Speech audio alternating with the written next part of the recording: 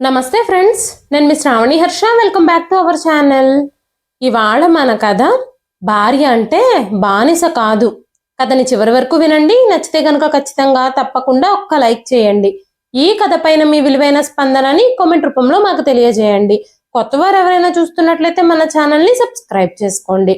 హారిక, నువ్వెక్కడున్నావు? నా చొక్కాకి సరిపోయే టై కూడా నువ్వు తీసి పెట్టలేదు. త్వరగా రా, టైం అయిపోతుంది. నేను ఆఫీస్కు వెళ్ళడం ఆలస్యం అయిపోతుంది అంటూ జగదీష్ కోపం ఉరుములతో కూడిన శబ్దంలాగా గోడలు దాటి వంటగదిలోకి దూసుకెళ్లిపోతూ ఇల్లంతా ప్రతిధ్వనించింది. కాలుస్తున్న చపాతీని పక్కన పెట్టేసి హడావిడిగా ఆ ప్యాన్ని పక్కకు తీసి స్టవ్ ఆఫ్ చేసేసి గదిలోకి వెళ్ళింది హారిక. వెంటనే కబ్బోర్డ్లోంచి టై తీసి జగదీష్ చేతిలో పెట్టి ఒక్క క్షణం కూడా వృధా చేయకుండా తిరిగి వంటగదిలోకి పరిగెత్తుకుంటూ వెళ్ళింది హారిక. ఒక్క క్షణమైనా ఆగేందుకు కానీ ఏమైనా మాట్లాడేందుకు కానీ తనకి ఉదయాన్నే అంత సమయం లేదు. తను ఒక నిట్టూర్పు తీసుకోవడానికి కూడా సమయం లేదు. ప్రతి ఉదయము ఇలా తెల్లవారుజామున 4 గంటలకి మొదలవుతుంది. స్నానం చేసిన తర్వాత హారిక రోజు ప్రారంభం అవుతుంది. ఆమె నేరుగా టిఫిన్ రెడీ చేయడానికి వంటగదిలోకి వెళుతుంది. ఆమె రోజు ఉదయం వంట చేయడం, టిఫిన్లు రెడీ చేయడం, ఈ పనుల్లో బిజీగా ఉంటుంది. ఉదయాన్నే టిఫిన్ రెడీ చేసి పిల్లలకి తినిపిస్తుంది. ఆ తర్వాత తన భర్త రెడీ అయి వచ్చేసరికి భర్త కోసం టిఫిను ఇంకా లంచ్ బాక్స్ రెడీ చేసి ఉంచుతుంది. అత్తగారికి కూడా టిఫిన్ రెడీ చేసి టీ ఇంకా టిఫిన్ ఇస్తుంది. ఇంత చేసినంత మాత్రాన హారిక ఒక గృహిణి అయితే కాదు. తను ఒక పెద్ద మల్టీనేషనల్ కంపెనీలో మంచి పొజిషన్లో ఉంది. గబగబా హడావిడిగా టిఫిన్ లంచ్ ప్యాక్ చేసేసుకొని హడావిడిగా ఆఫీస్కి వెళ్ళిపోతుంది. ఆ తర్వాత ఎంత హడావిడి పడిపోయినా కూడా ఏదో ఒక కారణంతో లేట్ అవుతుంది. ఆమె పై అధికారుల నుంచి అప్పుడప్పుడు చీవాట్లు తినాల్సి వస్తుంది. ఎంత చేసినా కూడా జగదీష్ తన పనుల కోసం కూడా హారికనే పిలుస్తాడు. అన్ని పనులు హారికనే చేసి పెట్టాలి. హారిక తన భర్త కంటే ఎక్కువ చదువుకున్నప్పటికీ, ఎక్కువ సంపాదిస్తున్నప్పటికీ, తను అందంగా ఉన్నప్పటికీ జగదీష్ తన భార్యను చూసి గర్వపడే బదులుగా అసూయ పడతాడు. ఎప్పుడూ తన మీద కోపంగానే ఉంటాడు. హారిక తన తల్లిదండ్రుల ఇంట్లో గడిపిన సంతోషకరమైన క్షణాల్ని తలుచుకుంటూ గుర్తు చేసుకుంటూ ఉంటుంది. తన బాల్యం, పెళ్లికి ముందు తన జీవితం గుర్తు చేసుకుంటూ ఉన్నప్పుడు హారిక కళ్ళల్లో నీళ్లు తిరుగుతూ ఉంటాయి. హారిక చాలా అందంగా ఉండేది. చదువు పూర్తయిన తర్వాత జగదీష్తో వివాహం జరిగింది. అయితే హారిక చాలా సహనశీలి. వివాహం తర్వాత తను అత్తామామల ఇంటి వాతావరణానికి అనుగుణంగా మారింది. కానీ జగదీష్ అలా కాదు. తను చాలా కఠినమైన స్వభావం కలవాడు. అప్పుడప్పుడు హారిక తన భర్త స్వభావం చూసి బాధపడేది. క్రమక్రమంగా అత్తగారింట్లో రోజులు గడిచిపోతున్నాయి. హారికకి 2 అందమైన పిల్లలు పుట్టారు. తనిప్పుడు ఒక భార్య మాత్రమే కాదు, 2 పిల్లలకు తల్లి. భార్యగా, తల్లిగా, ఒక కోడలిగా ఇంటి బాధ్యతలన్నింటినీ సమర్థవంతంగా నిర్వహించేది హారిక. పిల్లలు పెరుగుతున్న కొద్దీ ఇంటి ఖర్చులు కూడా పెరగడం మొదలయ్యాయి. ఆ ఇంట్లో ఆర్థిక ఇబ్బందులు ఎదుర్కోవాల్సిన పరిస్థితులు ఏర్పడ్డాయి. అందుకే హారిక అత్తగారిని, భర్తని అందరినీ ఒప్పించి తను బాగా చదువుకున్నందువల్ల వెంటనే ఉద్యోగ ప్రయత్నాలు మొదలుపెట్టింది. తను చాలా ఇంటర్వ్యూలు అటెండ్ అయ్యింది. అప్పుడు హారికకు ఒక కంపెనీలో ఉద్యోగం వచ్చింది. హారిక జీతం ఇప్పుడు జగదీష్ జీతం కంటే ఎక్కువ. దీనివల్ల జగదీష్కి ఇన్ఫీరియారిటీ కాంప్లెక్స్ మొదలైంది. అందుకే జగదీష్ ఎప్పుడూ హారికతో కోపంగా ఉండేవాడు. ఆఫీస్ నుంచి తిరిగి వచ్చినప్పుడల్లా జగదీష్ ఆమెని చాలా రకాల ప్రశ్నలు అడిగేవాడు. కానీ హారిక మాత్రం ఎప్పుడూ జగదీష్ని ఎలాంటి ప్రశ్నలు అడిగేది కాదు. ఒకవేళ ఏదైనా అడిగినా కూడా జగదీష్ సమాధానం చెప్పేవాడే కాదు. భార్య గురించి అందరూ ప్రశంసించడం జగదీష్కి చాలా ఈర్షగా అనిపించేది. అయితే హారిక తన టాలెంట్తో కొన్ని నెలల్లోనే ప్రమోషన్ కూడా సాధించింది. తను చేసిన హార్డ్ వర్క్కి ఫలితం అది.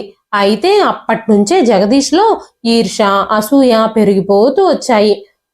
హారిక భర్త ఇతను అని అనిపించుకునే స్థితికి తను రావాల్సి వస్తుందేమో, హారిక అంతెత్తుకు ఎదుగుతుందేమో అని భయపడుతూ నా భార్య అంతెత్తుకు చేరుకోకూడదు అని ఆలోచించేవాడు జగదీష్. జగదీష్ నరాల్లోనూ పురుషాహంకారం జీర్ణించుకోవడం మొదలైంది. తన భార్య విజయాల ముందు తన అస్తిత్వం మసకబారుతుంది అని భావించిన జగదీష్ అప్పట్నుంచి హారిక చేసే ప్రతి పనిలో తప్పులు కనిపెట్టడం, తనని అవమానించడం, ప్రతి చిన్న పెద్ద విషయాల్లో తనని అడ్డుకోవడం, చిన్న చిన్న విషయాలకు కూడా అరవడం జగదీష్కి అలవాటుగా మారిపోయింది. ఏదో ఒక సాకుతో హారికని అవమానించడం జగదీష్ దినచర్యలో భాగంగా మారింది. ఇది చూసి పిల్లలిద్దరూ కూడా భయపడిపోయి తల్లిని మౌనంగా చూస్తూ ఉండిపోయేవారు. ఇలా జరగడం చూస్తూ ఉన్నప్పుడు పిల్లలిద్దరూ, అమ్మా, నాన్న నీ మీద ఎందుకు అలా అరుస్తున్నాడు అని అమాయకంగా అడిగేవారు. రోజు నువ్వు అన్ని పనులు చేస్తూనే ఉంటున్నావు కదా, మా అందరినీ జాగ్రత్తగా చూసుకుంటున్నావు, అయినా సరే నాన్నకెందుకు నీ మీద కోపం వస్తుంది అని పిల్లలు అడిగినప్పుడు హారికకి కొంచెం బాధగా అనిపించింది. హారిక తన పిల్లలిద్దరినీ కౌగిలించుకొని, అలాంటిది ఏమీ లేదు, నాన్న ఆఫీస్ టెన్షన్స్తో అలా మాట్లాడుతున్నారంతే, దీని గురించి ఆలోచించాల్సిన పనేమీ లేదు అని తన పిల్లలిద్దరికీ సర్ది చెప్పింది. ఒకరోజు హారిక కొడుకు పుట్టినరోజు వచ్చింది. జగదీష్ ఇంట్లో పార్టీ పెట్టి తన స్నేహితులను కొంతమందిని ఆహ్వానించాడు. ఈ విషయం తెలియగానే హారిక స్వయంగా ఫుడ్ అంతా సిద్ధం చేసింది. జగదీష్ స్నేహితులు హారికను పొగడడంలో అస్సలు విసిగిపోలేదు. కొందరు ఆమె అందాన్ని ప్రశంసించారు, కొందరు ఆమె వంట చేసిన విధానాన్ని ప్రశంసించారు. జగదీష్, నువ్వు నిజంగా చాలా అదృష్టవంతుడివి, నీకింత ఆదర్శవంతమైన భార్య లభించింది, ప్రతి ఒక్కరూ నీ భార్య లాంటి భార్య కావాలని కోరుకుంటారు, నువ్వు చాలా లక్కీ అని అందరూ పొగుడుతూ ఉంటే ఆ మాటలన్నీ అగ్నికి ఆజ్యం పోస్తున్నట్టుగా జగదీష్ చెవులకు చేరుకుంటున్నాయి. అక్కడ తనకి అవమానం జరిగినట్టుగా, అందరూ తనని కించపరుస్తున్నట్టుగా స్నేహితుల మాటలన్నీ తన చెవుల్లో సీసంలా దిగుతున్నాయి. అక్కడున్న వాళ్ళందరూ తన భార్య అందాన్ని, తెలివితేటల్ని మెచ్చుకుంటూ ఉంటే జగదీష్ కళ్ళు మండిపోతున్నాయి.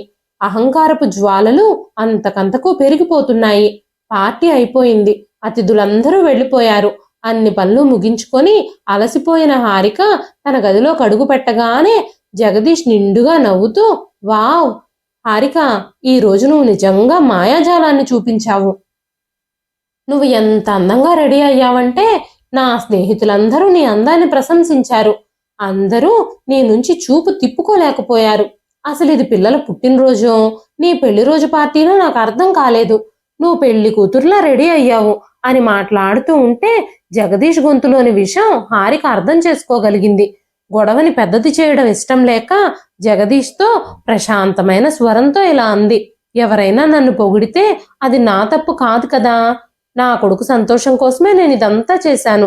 చాలా ఆలస్యం అయిపోయింది, ఉదయాన్నే లేవాలి, నేను ఆఫీస్కి వెళ్ళాలి, మీరు కూడా ఆఫీస్కి వెళ్ళాలి కదా, ఇక పడుకోండి అని చెప్పి పక్కకు తిరిగి పడుకుంది హారిక. కానీ జగదీష్కి హారిక మౌనం అస్సలు నచ్చలేదు. అలా రోజులు గడిచిపోతూ ఉన్నాయి. ఏదైనా సాకు దొరికితే చాలు జగదీష్ భార్యపై అరవడం ప్రారంభిస్తున్నాడు. కానీ హారిక మాత్రం ప్రతిదాన్ని మౌనంగా సహిస్తుంది. కాలం గడిచే కొద్దీ హారికపై అనుమానం రోజు రోజుకు పెరుగుతూ వచ్చింది జగదీష్లో. దీంతో హారిక ఫోన్ మోగినప్పుడల్లా ఎవరు ఫోన్ చేశారో అని జగదీష్ చెక్ చేసే పరిస్థితి ఏర్పడింది. జగదీష్ ఉన్నప్పుడు ఎవరైనా ఫోన్ చేస్తే ఆ ఫోన్ని తనే ఎత్తి ఎవరు ఫోన్ చేశారు, ఎందుకు ఫోన్ చేశారు అంటూ ఇన్వెస్టిగేషన్ చేస్తూ ఉండేవాడు. అసలు హారికతో నీకేం పని, ఆఫీస్లో మాట్లాడుకుంటుంది సరిపోవడం లేదా, ఇంటికి కూడా ఫోన్ చేయడం మొదలు పెట్టేశారు అంటూ మాట్లాడేవాడు. దీనివల్ల హారికని తన సహోద్యోగులు కూడా ఎగతాళి చేయడం ప్రారంభించారు. వాళ్ళందరూ జగదీష్ని జైలర్ అని పిలిచేవారు. అందరి దృష్టిలోనూ హారిక పరిస్థితి చాలా జాలికరంగా మారిపోయింది. ఆ రోజు కంపెనీలో వార్షికోత్సవం సందర్భంగా సీనియర్ అధికారులందరూ వస్తూ ఉండడంతో వాళ్ల ముందు ప్రజెంటేషన్ ఇచ్చే పని హారికకు అప్పచెప్పారు.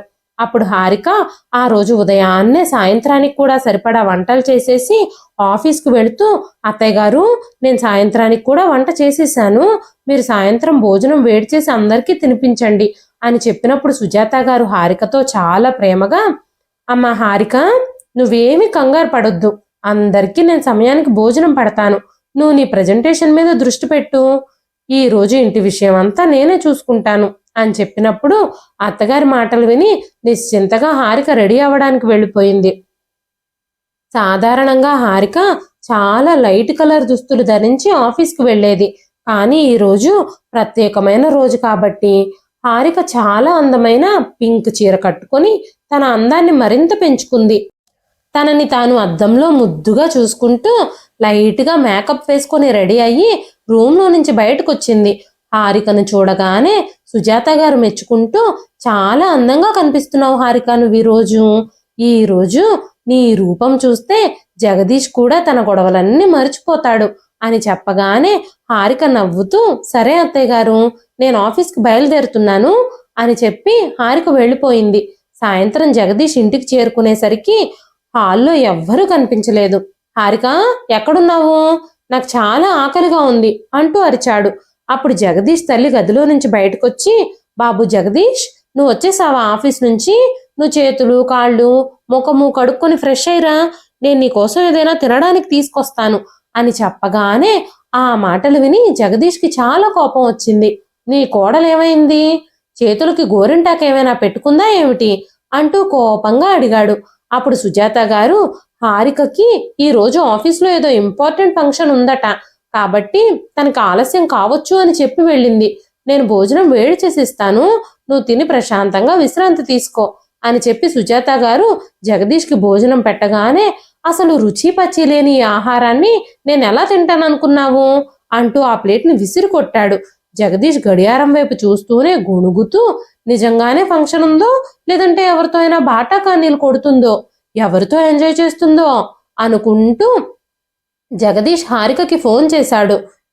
హారిక ఫోన్ మోగింది కానీ హారిక కాల్ రిసీవ్ చేసుకోలేదు. ఇది జగదీష్ కోపాన్ని మరింత పెంచింది. ఆఫీస్లో వాళ్ళు తన అందం గురించి పొగుడుతూ ఉంటే తను ఎంజాయ్ చేస్తూ ఉండుంటుంది అని కోపంతో రగిలిపోయాడు జగదీష్. రాత్రి 10 గంటలయ్యింది. హారిక తలుపు తట్టింది. సుజాత గారు తలుపు తెరిచి, అమ్మ హారిక, చాలా ఆలస్యం అయిపోయింది, నువ్వు భోజనం చేశావా అని అడిగారు. నాకు భోజనం చేసే టైం కూడా దొరకలేదు అత్తయ్య గారు. అంతా బాగా జరిగింది, కాకపోతే కాస్త బిజీగా జరిగిపోయింది. నా ప్రజెంటేషన్ కూడా చాలా బాగా జరిగింది, అందరూ నన్ను మెచ్చుకున్నారు అని చెబుతూనే హారిక పిల్లల గది తలుపులు తెరిచి చూసింది. పిల్లలిద్దరూ నిద్రపోతున్నారు.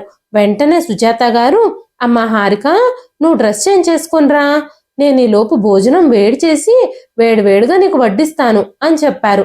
ఏం వద్దత్తయ్య గారు, నేను వచ్చే ముందే కాస్త టీ తాగాను, మీరు వెళ్ళి పడుకోండి, నాకు ఆకలిగా అనిపిస్తే నేను తింటాను, నేను వేడి చేసుకుంటానులే, నాకు ఇప్పుడు ఆకలిగా లేదు అని చెప్పి హారిక తన గదిలోకి వచ్చింది. అప్పటికే జగదీష్ చాలా కోపంగా ఉన్నాడు. చీకట్లో అటు ఇటు నడుస్తూ ఉన్నాడు. హారికని చూడగానే అతను గట్టిగా గర్జించాడు. రాత్రి 10 గంటలయ్యింది, ఇప్పటి వరకు నువ్వు ఇంటికి రానేలేదు. నేను నీకు ఫోన్ చేస్తూనే ఉన్నాను, అయినా నువ్వు ఫోన్ ఎందుకు తీయలేదు? ఇన్నింటి వరకు ఎక్కడ బలాదూర్లు తిరుగుతున్నావు? ఎవరితో ఉన్నావు? ఎవరితో తిరుగుతున్నావు నువ్వు అంటూ అరుస్తున్నాడు జగదీష్. హారిక లైట్ ఆన్ చేయగానే జగదీష్ దిగ్భ్రాంతి చెందిన కళ్ళతో ఆమెను పైనుంచి కిందకి చూడడం ప్రారంభించాడు. హారిక అద్భుతంగా అందంగా ఉంది. అప్పుడు హారిక చెప్పింది, ఈ రోజు మా ఆఫీస్లో వార్షికోత్సవం ఫంక్షన్ ఉంది, నేనే ప్రజెంటేషన్ ఇవ్వాల్సి వచ్చింది, అందుకే బిజీగా ఉన్నాను, అందుకే నేను ఫోన్ చూసుకోలేదు, నాకు భోజనం చేసే టైం కూడా దొరకలేదు అని చెప్పగానే జగదీష్ వ్యంగ్యంగా మాట్లాడుతూ, నువ్వు ఎలాంటి ప్రజెంటేషన్ ఇచ్చావో నాకు బాగా తెలుసు. ఇక భోజనం విషయానికి వస్తే నీ కొలీగ్స్ అందరూ నిన్ను పొగిడిన పొగడ్తలతోనే నీ కడుపంతా నిండిపోయి ఉండుంటుంది. అందరూ నీ అందాన్ని పొగుడుంటారు కదా, ఇక ఆకలి ఎక్కడి నుంచి అవుతుందిలే అన్నాడు జగదీష్. ఆ మాటలు విన్న హారిక నిశ్చలంగా రాయిలా నిలబడిపోయింది. అయితే వెంటనే హారిక తేరుకొని, ప్రతిసారి ఇలాంటి నీచమైన మాటలు మాట్లాడుతున్నారు మీరు, మీకు సిగ్గనిపించడం లేదా అని హారిక అనగానే, సిగ్గుపడాల్సి వస్తే నువ్వు సిగ్గుపడాలి, నేను కాదు, నీ ఇలాంటి ఆడవాళ్ళందరూ సిగ్గుపడాలి. ఇంట్లో పనులన్నీ వదిలేసి మేకప్ చేసుకోవడం, బట్టలు వేసుకోవడం, ఇలాంటి వాటి మీద దృష్టి పెట్టడం నీకు బాగా తెలుసు. ఇంటి బాధ్యత గురించి అస్సలు పట్టించుకోకుండా పార్టీలను తిరుగుతున్నావా? ఈ రోజంతా నువ్వేం చేశావు అంటూ మాట్లాడుతూనే ఉన్నాడు. వెంటనే హారిక, నన్ను ఇలాంటి మాటలనే హక్కు మీకు లేదు, మీరు డబ్బుని ఎలా ఖర్చు చేస్తారు? సగం నెల అయ్యేసరికి మీ జీతం మొత్తం ఖర్చు పెట్టేస్తారు, కానీ మీరు ఏం చేసినా కూడా నేను మిమ్మల్ని ఇప్పటి వరకు గౌరవిస్తూనే ఉన్నాను. నా కుటుంబం నా బలహీనత, అందుకే ప్రేమ అనే దారంతో నా కుటుంబాన్ని మొత్తం నేను కలిపి ఉంచడానికి ప్రయత్నిస్తున్నాను. ఆఫీస్లో సరదాగా గడిపి మీరింటికి ఆలస్యంగా వస్తారు, కానీ నా మీద నిందలు వేస్తున్నారు. నేను ఉద్యోగం చేస్తున్నాను, డబ్బులు సంపాదిస్తున్నాను, నేను ఆఫీస్కు వెళితే సహోద్యోగులతో మాట్లాడాల్సి ఉంటుంది, బాస్ కాల్ చేస్తే మాట్లాడాల్సి వస్తుంది, ఏదైనా ఇంపార్టెంట్ ప్రజెంటేషన్ ఉంటే చాలా టైం పడుతుంది, అప్పుడప్పుడు లేట్ అవుతుంది, నేను నా పని లేట్ అయినా సరే చెయ్యాల్సి ఉంటుంది అని చెప్పగానే, అయితే నువ్వు ఈ ఉద్యోగాన్ని వదిలేయి, నీకు ఉద్యోగం వచ్చిన తర్వాత ఈ ఇంట్లో ఆనందాలన్నీ మాయమైపోయాయి, నువ్వు ఎప్పుడూ నన్ను కించపరచాలనే చూస్తూ ఉన్నావు అని జగదీష్ అనగానే, హారిక కన్నీళ్లతో, నేను ఎదుగుతున్నట్టయితే మీ అహం దెబ్బతిన్నట్టుంది, ఇంటి ఖర్చులకి ఇబ్బంది అవుతుందనే కదా నేను ఉద్యోగం చేయడం ప్రారంభించాను, ఇంటి పనులన్నీ చేసి ఆఫీస్కి వెళ్ళి ఆలస్యమైతే నేను నా యజమాని చేత తిట్లు కూడా తింటాను, మన ఖర్చులకు డబ్బులు కొరతగా ఉంది కాబట్టే నేను ఈ ఉద్యోగంలో చేరాను, ఎంత కష్టమైనా ఈ ఉద్యోగం చేస్తున్నాను, ఇంటి బాధ్యతలన్నీ నా భుజాల మీదే వేసుకున్నాను, కానీ నేను ఆఫీస్ నుంచి రావడానికి కొంచెం ఆలస్యమైతే మీరు నన్ను అనుమానంగా చూస్తున్నారు, కానీ మీరింటికి ఆలస్యంగా వచ్చినప్పుడు నా మనసులో ఇలాంటి చెడు ఆలోచనలు ఎప్పుడూ రాలేదు అంటూ హారిక కోపంగా మాట్లాడుతుంది. వెంటనే జగదీష్, నువ్వు నా మీదే గొంతు పెంచి మాట్లాడుతున్నావా? ఈ రోజు నేనేం చేస్తానో చూడు, నీకు బుద్ధి చెప్పకపోతే నా పేరు జగదీషే కాదు అంటూ హారిక మీద చెయ్యెత్తాడు జగదీష్. అదే సమయంలో ఆ అరుపులు విని సుజాత గారు కోడలి గదిలోకి పరిగెత్తుకుంటూ వచ్చారు. లోపలికొచ్చి ఏడుస్తూ కళ్ళు ఎర్రగా ఉన్న హారిక వైపు చూశారు. సుజాత గారు కోపంగా జగదీష్తో, జగదీష్, ఏమిటి డ్రామాలు? నువ్వు నా కోడలిపై చేయి చేసుకున్నావా? నీకు కొంచెమైనా సిగ్గుండాలి, తను నీ భార్య, కానీ నువ్వు ఎప్పుడూ తన మీద అరుస్తూనే ఉంటావు, తనేమీ ఇంటికి పని మనిషి కాదు, ఈ రోజు తను చేసిన తప్పేమిటి అని అడిగారు సుజాత గారు. అమ్మా, నువ్వు నీ కోడల్ని ప్రతిసారి సమర్థిస్తూనే ఉంటావు, తనలో నీకెలాంటి లోపాలు కనిపించవు, కానీ నిజానిజాలేమిటో నీకు తెలియదు, ఆఫీస్ పేరుతో నీ కోడలు వేసే వేషాలు నువ్వు అసలు ఊహించనే లేవు అని జగదీష్ మాట్లాడుతూ ఉండగానే సుజాత గారికి చాలా కోపం వచ్చింది. ఆవిడ లాగిపెట్టి జగదీష్ చెంపని చెళ్ళుమనిపించారు. ఆవిడ కోపంతో ఉడికిపోయింది. నోరు మూసుకో, నీ భార్య విజయాన్ని నువ్వు తట్టుకోలేకపోతున్నావు అనేది వాస్తవం, అందుకే నువ్వు తను చేసే ప్రతి పనిలోనూ తప్పులు కనుక్కొని పొగడడానికి బదులుగా తనని అవమానించడం మొదలు పెడుతున్నావు అన్నారు. వెంటనే జగదీష్, అమ్మా, ఇది మా భార్యాభర్తల మధ్య విషయం, నువ్వు జోక్యం చేసుకోవద్దు అనగానే సుజాత గారు, నేను ఖచ్చితంగా జోక్యం చేసుకుంటాను, నా కోడలు గురించి నువ్వు ఇష్టం వచ్చినట్టు మాట్లాడుతూ ఉంటే, తనని మీద చెయ్యి కూడా చేసుకుంటూ ఉంటే నేను మౌనంగా ఇదంతా చూస్తూ ఉంటానని నువ్వు అనుకుంటున్నావా? నా కోడలు చాలా కష్టపడి పనిచేస్తుంది, ఈ ఇల్లంతటినీ తన సంపాదనతోనే నడిపిస్తుంది, నా కోడలు గురించి ఒక్క మాట మాట్లాడే హక్కు కూడా నీకు లేదు, ఇంకొక్క మాట నువ్వు తనకు వ్యతిరేకంగా మాట్లాడావో నీకు మర్యాద అనేదే దక్కదు అంటూ కఠినమైన స్వరంతో అన్నారు సుజాత గారు. అమ్మ హారిక, నీకు ఇది సేఫ్ ప్లేస్ కాదు, ఈ రాత్రికి నువ్వు నా గదిలోనే పడుకో. జగదీష్ కోపంతో పిచ్చివాడైపోయాడు. ఆ పిచ్చితో వాడేం మాట్లాడుతున్నాడో ఏం చేస్తున్నాడో వాడికి అర్థం కావడం లేదు అని చెప్పి సుజాత గారు హారికని చెయ్యి పట్టుకుని తన గదిలోకి తీసుకెళ్లారు. నాకు మీ ఎవ్వరితోనూ అవసరం లేదు అని తలుపులు మూసేసుకున్నాడు జగదీష్. హారిక సుజాత గారితో తన గదిలో ఉంది. బాధపడకమ్మా హారిక, జగదీష్ నిన్ను చాలా బాధ పెట్టాడని నాకు తెలుసు, ఏది ఏమైనా నేను నీకు సపోర్ట్గా ఉంటాను. జగదీష్ ఈ గొడవలకి, ఈ అవమానించే అలవాటుకి బాగా అలవాటు పడిపోయాడు. ఇలా గొడవలు పడి అవమానిస్తూ ఉంటే నువ్వు ఉద్యోగం మానేస్తావేమోనని తను ఆశపడుతున్నాడు. అలాంటప్పుడు తన ప్రవర్తన గురించి నువ్వు చింతించాల్సిన అవసరం లేదు అని చెప్పారు సుజాత గారు. మరుసటి రోజు ఉదయం జగదీష్కి హారికతో గొడవ పెట్టుకోవడానికి సాకులు వెతుక్కోవాల్సిన అవసరం లేదు. తెల్లవారుజామునే హారిక టీ చేస్తుంది. ఉదయాన్నే జగదీష్ని ఆఫీస్కి టైం అవుతుంది అని నిద్ర లేపుతుంది. కానీ ఈ రోజు హారిక జగదీష్ని నిద్ర లేపలేదు. జగదీష్కి చాలా కోపం వచ్చింది. కిచెన్లోకి వెళ్లి చూశాడు, కానీ అక్కడ హారిక లేదు. పిల్లల గదిలోకి వెళ్లి చూశాడు, కానీ అక్కడ కూడా హారిక లేదు. పిల్లలిద్దరూ నిద్రపోతున్నారు. ఆ గదిలో అక్కడక్కడ పిల్లల బొమ్మలు మాత్రమే కనిపించాయి. ఆ గదంతా వెతికి చూశాడు, హారిక ఎక్కడా లేదు. అమ్మా, హారిక ఎక్కడుంది అంటూ సుజాత గారిని అడిగాడు జగదీష్. హారిక నీ గదిలో ఏమైనా ఉందా? తను ఉదయాన్నే లేచి ఇంటి పనులు కూడా చేయడం లేదు, ఇల్లంతా వెతికాను, తనెక్కడా లేదే అన్నాడు. జగదీష్ గొంతులో కోపం ఉంది. కోపంతో పాటు చెప్పలేని ఆందోళన కూడా తన గొంతులో సుజాత గారికి వినిపించింది. ఆమెకి ఏమీ అర్థం కాలేదు. ఆవిడ ముఖంలో కూడా ఆందోళన రేఖలు కనిపిస్తున్నాయి. కానీ సుజాత గారు కొడుకుతో ఏమీ మాట్లాడలేదు. తల్లి మౌనం జగదీష్లో కలవరం సృష్టించింది. అంతేకాకుండా సుజాత గారు కొడుకుని చూసి ఒక నిర్లక్ష్యకరమైన చిరునవ్వు నవ్వారు. జగదీష్ మనసులోనే ఆలోచించుకోవడం మొదలుపెట్టాడు. ఏంటి, హారిక నేను రాత్రన్న మాటలకి బాధపడి ఇంటి నుంచి వెళ్ళిపోయిందా అని జగదీష్ మనసులోనే దిగులు మొదలైంది. జగదీష్ కావాలనే తనని అసహించుకుంటున్నాడు, కానీ హారిక ఇలా చేస్తుందని తన కలలో కూడా అనుకోలేదు. ఎప్పుడూ హారికని అవమానపరచాలని, తన అహంకారాన్ని సంతృప్తి పరుచుకోవాలనే కోరుకున్నాడు. అది రోజు రోజుకి పెరుగుతూ వచ్చింది. హారికని బాధపెట్టి తను సంతృప్తి పొందాలని అనుకున్నాడు తప్ప తన ఇంట్లో నుంచి బయటకు వెళ్ళిపోవాలని అనుకోలేదు. మరోవైపు హారిక తన తల్లిదండ్రుల ఇంటికి వెళ్ళిందో లేదంటే ఎక్కడికి వెళ్ళిపోయిందో అని ఆలోచిస్తూ తనలో తానే చాలా అసౌకర్యంగా ఫీల్ అవుతున్నాడు. హారిక తల్లిదండ్రులు ఇద్దరూ 1 సంవత్సరం క్రితమే మరణించారు. అందువల్ల హారిక తన తల్లిదండ్రుల ఇంటికి వెళ్లే అవకాశం లేదు. హారిక వాళ్ళ అన్నయ్య కూడా ఇక్కడ లేడు. హారిక ఇప్పుడు ఎక్కడికి వెళ్ళుంటుంది అన్న ఆలోచన జగదీష్ని తినేస్తుంది. జగదీష్లో ఉత్కంఠ నిరంతరం పెరుగుతూనే ఉంది. ఇప్పుడు హారిక లేకుండా ఇల్లంతా ఎడారిలాగా కనిపించడం ప్రారంభించింది. ప్రతి ఉదయము తను నిద్రలేచేసరికి ఇల్లంతా బ్రేక్ఫాస్ట్ గుమగుమలతో, టీ కాఫీల సువాసనలతో నిండిపోయి ఉంటూ ఉండేది. పిల్లలిద్దరి నవ్వులు ఎక్కడ చూసినా ప్రతిధ్వనిస్తూ ఉండేవి.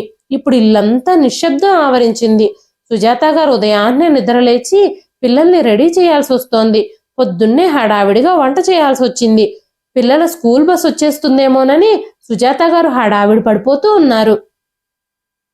బ్రేక్ఫాస్ట్ లోకి బ్రెడ్ టోస్ట్లు మాత్రమే చేస్తున్నారు సుజాత గారు. హారిక అయితే వేడి వేడి పరోటాలు రుచికరంగా రోజుకొక బ్రేక్ఫాస్ట్ చేసేది. అప్పుడు జగదీష్ నోరు మూసుకొని సైలెంట్గా బ్రెడ్డే తింటున్నాడు. కావాలనే హారిక చేసిన వంటలకి వంకలు పెట్టి క్యాంటీన్లో ఏదైనా తినే జగదీష్ ఈ రోజు తన కోసం బాధపడడం మొదలుపెట్టాడు. పిల్లలు కూడా చాలా బాధపడుతున్నారు. మాటి మాటికి తల్లి గురించి అడుగుతున్నారు.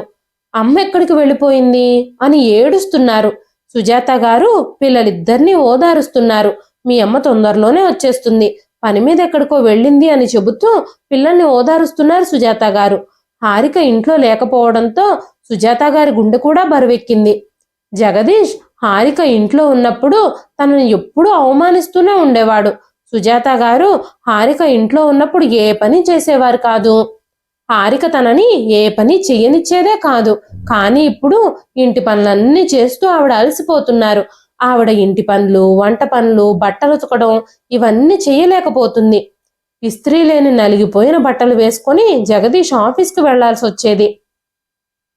హారిక సంపాదన కూడా ఇంటికి రాకపోవడంతో ఆ ఇంట్లో ఆర్థిక ఇబ్బందులు పెరిగిపోయాయి. అటువంటి పరిస్థితుల్లో జగదీష్ తన బాస్ నుంచి అడ్వాన్స్ తీసుకోవాలని భావించాడు. కానీ జగదీష్ బాస్ క్యాబిన్కి చేరుకోగానే ఇస్త్రీ లేని, నలిగిపోయిన, మురికిగా ఉన్న తన బట్టలు చూసి జగదీష్ బాస్కి చాలా కోపం వచ్చింది. ఆయన కోపంగా, మీరు కొంచెం కూడా డిగ్నిటీ లేకుండా ఆఫీస్కి వస్తూ మీ పనిని అవమానిస్తున్నారా? మీరు ఇలాగే డ్రెస్సింగ్ సెన్స్ కూడా లేకుండా ఆఫీస్కి వస్తే నేను ఊరుకునేది లేదు. మీరు ఆఫీస్కి వస్తున్నారా, ఆవుల్ని గేదెల్ని కాయడానికి వెళుతున్నారో నాకు అర్థం కావడం లేదు. ఆఫీస్లో పనిచేసే ప్యూన్లు కూడా మీకంటే క్లీన్గా కనిపిస్తున్నారు. అంతేకాకుండా నువ్వు పని మీద కూడా అజాగ్రత్త చూపిస్తున్నావు. పైపెచ్చు అడ్వాన్స్ అడిగే ధైర్యం కూడా ఉందా నీకు? ఈ ఉద్యోగం కావాలంటే ఆఫీస్లో అన్ని పనులు శ్రద్ధగా చేయాల్సి ఉంటుంది. లేదంటే ఈ పోస్ట్ కోసం ఇంటర్వ్యూ చేసి వేరే పర్సన్ని మీ ప్లేస్లో తీసుకోవడానికి నేను సిద్ధంగా ఉన్నాను అని బాస్ తిట్టాడు.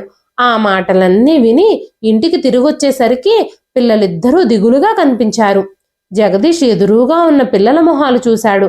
పిల్లలిద్దరి మొహాలు చాలా దీనంగా ఉన్నాయి. వెంటనే జగదీష్ వాళ్ళిద్దరిని ఒళ్ళోకి తీసుకొని, ఏం జరిగింది, మీరు ఎందుకింత డల్గా ఉన్నారు అని అడిగాడు. నాన్న, ఈ రోజు మేమిద్దరం టీచర్ దగ్గర తిట్లు తిన్నాము. మేము సరిగ్గా హోంవర్క్ పూర్తి చేయలేదు. టీచర్ చెప్పేది కూడా మాకు పూర్తిగా అర్థం కావడం లేదు. మాకెప్పుడు అమ్మే గుర్తొస్తుంది. అమ్మ మమ్మల్ని జాగ్రత్తగా చదివించేది, జాగ్రత్తగా చూసుకునేది, అర్థం కాని విషయాలన్నీ చక్కగా చెప్పి బోధించేది అని చెప్పి తన పిల్లలు చెబుతూ ఉంటే పిల్లల మాటలకి తను ఏం సమాధానం చెప్పాలో కూడా అర్థం కాక నిశ్శబ్దంగా పిల్లల కళ్ళల్లోకి చూస్తూనే ఉన్నాడు జగదీష్. జగదీష్ కోపం నెమ్మదిగా కరిగిపోతుంది. రోజు అర్ధరాత్రి వరకు మెలకువగా ఉండి హారిక ఇంటి పనులన్నీ ఎలా నిర్వహించేదో, మళ్ళీ తెల్లవారుజామునే నిద్రలేచి పనులన్నీ చకాచకా ఎలా చేసేదో, ఇంటి బాధ్యతలన్నీ ఎంత సామర్థ్యవంతంగా నిర్వహించేదో అని ఆలోచించడం మొదలుపెట్టాడు. హారిక లేకుండా అతను బతకలేనని గ్రహించాడు. ఇప్పుడు తన జీవితం అసంపూర్ణంగా ఉంది. తను తన భార్య ప్రాముఖ్యతని అర్థం చేసుకోవడం ప్రారంభించాడు. రోజు ఇంట్లో నిశ్శబ్దం. పిల్లలిద్దరూ కూడా ఏ సందడి లేకుండా నిశ్శబ్దంగా ఉండడం గమనించాడు.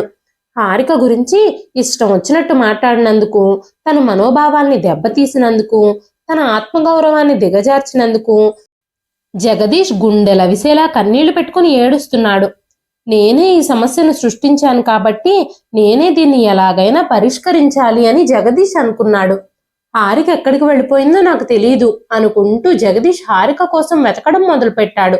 అప్పుడు సుజాత గారు హారిక తన స్నేహితురాలు రమ్య ఇంట్లో ఉందని చెప్పినప్పుడు జగదీష్ షాక్ అయిపోయాడు. తన తల్లి వైపు చూశాడు. ఏం మాట్లాడుతున్నావమ్మా నువ్వు? హారిక ఎక్కడికి వెళ్ళిపోయిందో నీకు తెలుసా?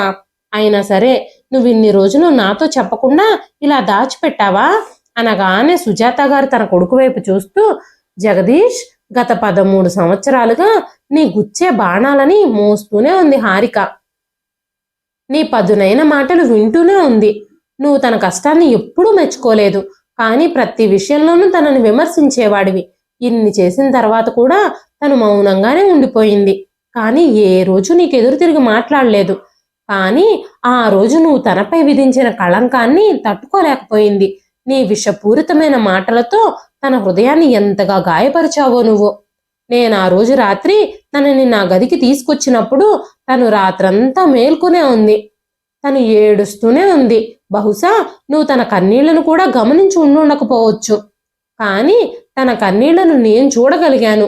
ఆమె ఇక్కడే లోపలే బాధపడుతూ ఊపిరాడకుండా జీవించాలని నేను కోరుకోలేదు.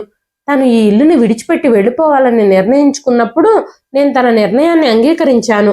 దానివల్లనైనా తను ప్రశాంతంగా జీవించగలుగుతుందని, జీవితాంతము తన పిల్లలకి ఎలాంటి హాని జరగకుండా నేను చూసుకుంటానని తనకి మాటిచ్చాను అని చెప్పారు సుజాత గారు.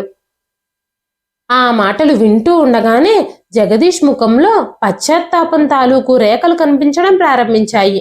అమ్మా, ఇప్పటి వరకు నువ్వు ఈ విషయం నాకెందుకు చెప్పలేదమ్మా అని అడగగానే సుజాత గారు సీరియస్గా చెప్పారు. నీకు చెప్పడం వల్ల ఏంటి ఉపయోగం? నువ్వెప్పుడైనా తనను ఒక మనిషిలా చూసావా? భార్యలా ప్రేమించావా? జీవిత భాగస్వామిగా తనను అర్థం చేసుకున్నావా? నువ్వు ప్రతిసారి తనని నిందిస్తూనే ఉంటావు. నీ భార్య ఒక గృహిణి మాత్రమే కాదు, నీ జీవిత భాగస్వామి. ఆమె లేకుండా ఈ ఇల్లు అసంపూర్ణం. ఈ ఇల్లు మాత్రమే కాదు, నీ జీవితం కూడా తను లేకుండా అసంపూర్ణమే. ఆ విషయాన్ని నీ అంతట నువ్వే అర్థం చేసుకోవాలి అని నేను అనుకున్నాను. అందుకే నీకు ఈ విషయాలు ఏవి చెప్పలేదు అని మాట్లాడుతూ ఉండగానే జగదీష్ నిశ్శబ్దంగా నిలబడిపోయాడు. అతనిలో తీవ్రమైన ఆందోళన మొదలయ్యింది. అప్పుడు పిల్లలిద్దరూ పరుగున వచ్చి, రండి నాన్న, మనం వెంటనే వెళ్ళి అమ్మని తీసుకొద్దాం. అమ్మ లేకపోతే ఇల్లు ఏమీ బాగోలేదు అని పిల్లలిద్దరూ అంటున్నారు. హారిక గురించి పిల్లలిద్దరూ మాట్లాడుతూ ఉంటే జగదీష్కి గుండెల్లో మరింత నొప్పిగా అనిపించింది. అప్పుడు జగదీష్ పిల్లలిద్దరితో, మీరు ఏడవకండి, మీరు అస్సలు చింతించొద్దు.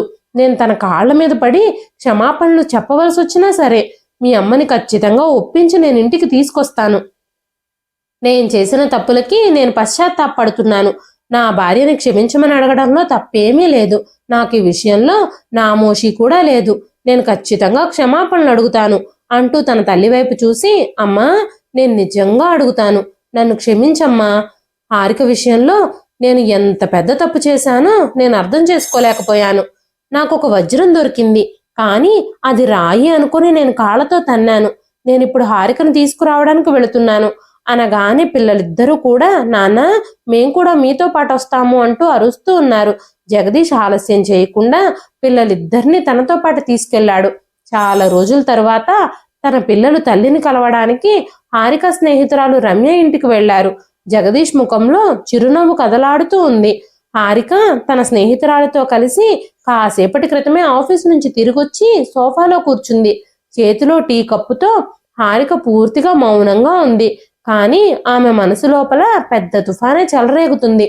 ఆమె తన పిల్లల నవ్వులని, వారి అమాయకమైన ముఖాల్ని, అమాయకమైన మాటల్ని చాలా మిస్ అవుతుంది. చాలా రోజులుగా తన స్నేహితురాల్ని ఆ స్థితిలో చూస్తూ ఉన్న రమ్య మౌనంగా ఉండలేకపోయింది. హారిక, ఏడ్చి ఏడ్చి నీ ఆరోగ్యం ఎందుకు పాడు చేసుకుంటావు నువ్వు? ఏం జరిగిందో అది నీ మంచికే జరిగింది. కొన్ని రోజుల్లో అన్నీ సర్దుకుంటాయి. నువ్వు ఆ విషయం గురించి బాగా ఆలోచించి బాధపడొద్దు అని మాట్లాడుతూ ఉండగానే హారిక, పిల్లలిద్దరికీ నేను దూరంగా ఉండలేకపోతున్నాను అని కన్నీళ్లు పెట్టుకుంది. అప్పుడే డోర్ బెల్ మోగింది. రమ్య షాక్ అయ్యి ఎవరొచ్చారో ఈ టైంలో అని మాట్లాడుతూ నేను వెళ్ళి తలుపు తెరిచి చూసొస్తాను అని చెప్పి తలుపు తీయడానికి వెళ్ళింది. తన ముందు నిలబడి ఉన్న జగదీష్ని చూసి రమ్య నోరు మెదపలేదు. ఇద్దరి ముఖాల్లో అశాంతి స్పష్టంగా కనిపిస్తుంది. రమ్య, నేను లోపలికి రావచ్చా? హారికతో మాట్లాడాలి అని జగదీష్ అడుగుతూ ఉండగానే పిల్లలిద్దరూ లోపలికి పరిగెత్తారు. ఎదురుగా తన పిల్లలిద్దరూ కనిపించడంతో హారిక కళ్ళు ఆనందంతో పెద్దవయ్యాయి. ఇద్దరూ వెళ్ళి మమ్మీ మమ్మీ అని పిలుస్తూ హారికని కౌగిలించుకున్నారు. హారిక కళ్ళల్లో ఆనందంతో కన్నీళ్లు తిరిగాయి. పిల్లలు, మీరిద్దరూ ఎలా ఉన్నారు? మీరు సరిగ్గా తింటున్నారా? బామ్మగారు బాగున్నారా అని అడుగుతూ ఉండగానే పిల్లలిద్దరూ అమ్మా, నేను మిమ్మల్ని చాలా మిస్ అయ్యాము. నువ్వు లేకపోతే ఆ ఇంట్లో ఏమీ బాగోలేదు. దయచేసి ఇంటికి తిరిగి రామ్మా అంటూ బతిమాలుతున్నారు. ఇద్దరు చిన్నారుల అమాయకమైన ముఖాలు చూడగానే హారిక హృదయం ఆనందంతో నిండిపోయింది. ఇద్దరు బుగ్గల మీద ముద్దులు పెడుతూ నేను కూడా మిమ్మల్ని చాలా మిస్ అవుతున్నాను, కానీ పరిస్థితులు వేరు అంటూ హారిక వెక్కి వెక్కి ఏడవడం ప్రారంభించింది. అంతలోనే హారిక కళ్ళు ఎదురుగా నిలబడున్న జగదీష్ మీద పడ్డాయి. తల్లి బిడ్డల ఆప్యాయతల్ని చూస్తూ ఆశ్చర్యంతో జగదీష్ కళ్ళు కూడా ఆనందంతో నిండిపోయాయి. అప్పుడు జగదీష్ గట్టిగా ఊపిరి పీల్చుకొని హారిక ముందు నిలబడి, హారిక, నేను చాలా పెద్ద తప్పు చేశానని నాకు తెలుసు. దయచేసి నన్ను క్షమించు. నేను క్షమాపణ అడగడానికే ఇక్కడికి వచ్చాను. నేను నీ ప్రేమని, శ్రమని ఎప్పుడూ మెచ్చుకోలేదు. నిన్ను అర్థం చేసుకోవడానికి కూడా ఎప్పుడూ ప్రయత్నించలేదు. నీ ప్రాముఖ్యత నువ్వున్నప్పుడు నాకు అర్థం అవ్వలేదు. నువ్వు లేకుండా ఆ ఇంట్లో ఒంటరిగా గడుపుతున్నప్పుడే నీ ప్రాముఖ్యత నాకు అర్థమైంది. మా అమ్మ కూడా చాలా బాధపడుతుంది. కానీ నువ్వు నన్ను నమ్ము. నేను నా ప్రవర్తన గురించి చాలా జాగ్రత్త పడతాను. నువ్వు లేకుండా నేను బ్రతకలేను. దయచేసి నాతో పాటు తిరిగి ఇంటికి రమ్మని జగదీష్ హారికకి మోకాళ్లపై కూర్చుని క్షమాపణలు చెప్పాడు. వెంటనే హారిక, మీరు క్షమాపణలు చెప్పడం ఆపండి. భార్యాభర్తల బంధంలో నమ్మకం, ప్రేమ, గౌరవం ఇవన్నీ ముఖ్యం. ఇన్నేళ్లుగా నేను కోల్పోయిన జీవితాన్ని మీరు నాకు తిరిగి తెచ్చివ్వగలరా? ఊపిరాడకుండా నేను గడిపిన ఆ 13 ఏళ్ళు మీరు తిరిగి తీసుకొచ్చి నాకు ఇవ్వగలరా అనగానే జగదీష్, నేను వాటిని తిరిగి తీసుకొచ్చి ఇవ్వలేకపోవచ్చు, కానీ ఇక నుంచి నా మీద ఒక్క కంప్లైంట్ కూడా లేకుండా నేను చూసుకుంటానని నేను హామీ ఇస్తున్నాను. నాకు ఒక్క అవకాశం ఇవ్వు హారిక, నాతో పాటు ఇంటికి తిరిగిరా అని బతిమాలుతున్నాడు జగదీష్. హారిక పిల్లలిద్దరి వైపు చూసింది. పిల్లలిద్దరూ కూడా తల్లి తమతో పాటు కలిసి రావాలని ఆశతో ఉన్నారు. ఆ ఆశతోనే పిల్లలిద్దరూ ఆమె కళ్ళల్లోకి చూస్తున్నారు. హారిక తన పిల్లల కోసం అయినా తన భర్తకి ఇంకో అవకాశం ఇవ్వాలని నిర్ణయించుకుంది. తనకి ఇన్ని రోజులు నీడనిచ్చినందుకు, తనని తన దగ్గరుంచుకుని చూసుకున్నందుకు తన స్నేహితురాలు రమ్యకి మనస్ఫూర్తిగా కృతజ్ఞతలు చెప్పింది. పిల్లలిద్దరి 2 చేతుల్ని పట్టుకొని ఆనందమైన చిరునవ్వుల మధ్య తన కుటుంబంతో సహా తన ఇంటికి తిరిగొచ్చింది హారిక. ఇప్పుడు ఆ ఇంట్లో తను ప్రశాంతంగా ఊపిరి పీల్చుకుంటుంది.